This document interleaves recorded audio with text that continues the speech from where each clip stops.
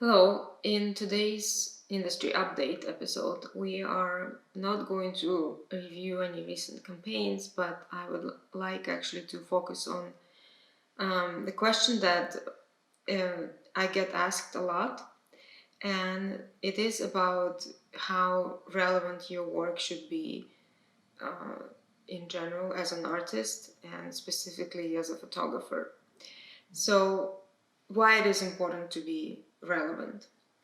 I'm going to show you several examples and will try to explain my take on this.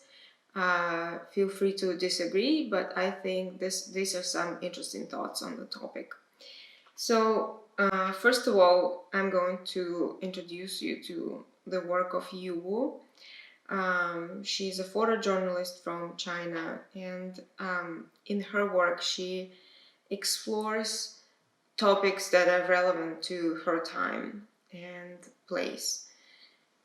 It is, of course, really necessary to reflect on the current time and events as a photojournalist, but also she explores the topics that are maybe not so much in the current news, in the media, but something that maybe some issues that's been going on for a long time or something that hasn't been brought to light, but what she feels would still be interesting. Like, for example, people coming to a specific place in China to do some surgery, or mothers and children who are going through some health treatment, some medical treatment, some big health issues, for example, things like that. It's maybe not something that's in the press every day, but it is definitely an important and, of course, an interesting topic, and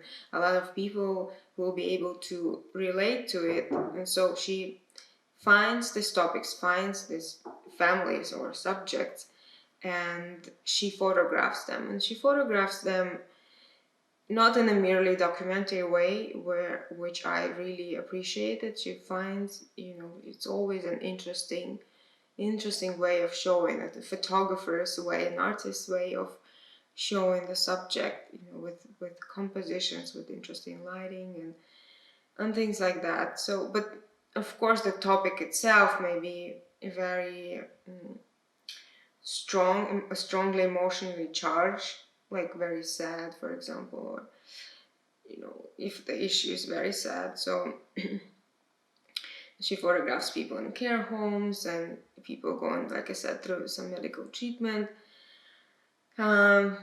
Workers of a specific industry, like I think massage parlors or something like that. There were workers she did a project on blind workers working in massage parlors. So also, something, maybe a niche that she finds that, again, not so many people know about, but it's still something that people will find interesting. Because maybe they will feel it is relevant to their own stories, to their own life, or something they haven't been exposed to, and actually it can be really deeply affecting everyone. So that's photojournalism. And let's now review fashion photography. Why fashion photography should be relevant, in my opinion, or it doesn't have to be, but it can be relevant, and then it helps maybe find your own voice and get more attention from the editors, from the brands, because you're relevant to what is going on, to the time and place, to the current zeitgeist. So, a fashion example photographer is going to be Micaiah Carter. He's an American photographer, quite young, based in New York. And so he photographs, basically, he started by just photographing his friends, his own community. And that's how he got noticed. And, there wasn't so many photographers covering that specific, maybe culture, that specific group of people. And he always says that his father has been a particular inspiration and particular influence on him. So his work is both sort of rooted in the 70s, when his father was young and when there was sort of a notion that black is beautiful, and he wanted to bring that notion back and again reiterate that black is beautiful.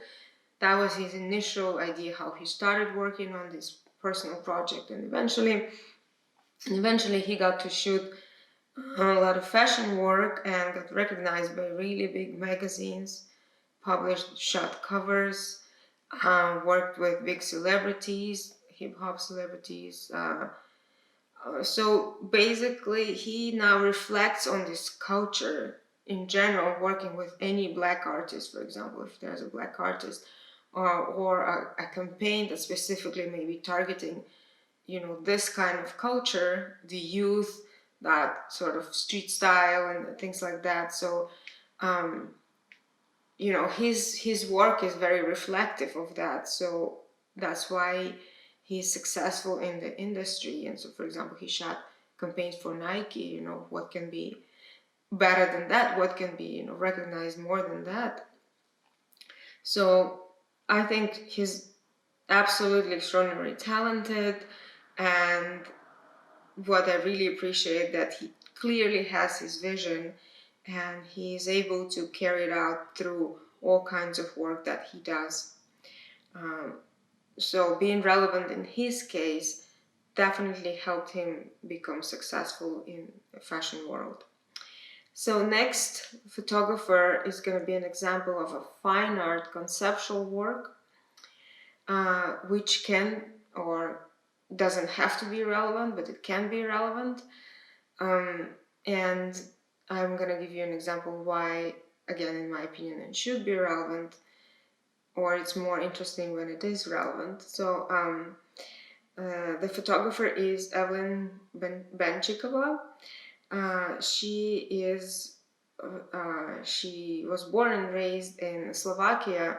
Not sure where she's based now, but her work is definitely very conceptual, and it's very influential on many young photographers these days. And she's been exhibited in many photography festivals and guest speaker in many of the festivals. She also does film collaborations, and so very much involved in the fine art scene. This particular project is called Asymptote, and it is focusing on her background of coming from a communist state. And asymptote means that you're always trying to approach your goal, but you never achieve it. It's sort of that line that it's a curve basically, that you were trying to get to that point, but you can never get close to it. So it reflects on her past, how, at least in my understanding, how the communists try to achieve that bright future where everyone is equal, everyone is equally happy, right? Or everyone is equally successful, or everyone has enough. But it's never been achieved, and on the contrary, people are struggling. And so I think, she brings those collective sort of observations and her own illustrations of the real life that she sees around her, combined with her memories or maybe stories that she's learned from someone she knew, maybe from her family.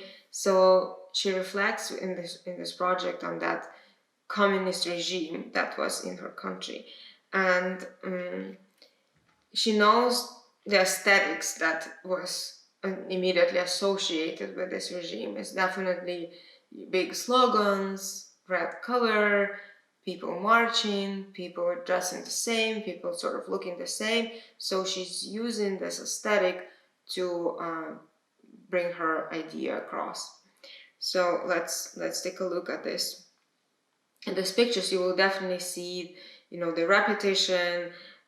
She's using masks and sort of facial kind of cutouts to emphasize that everyone looked exactly the same. Everyone had to follow the same idea.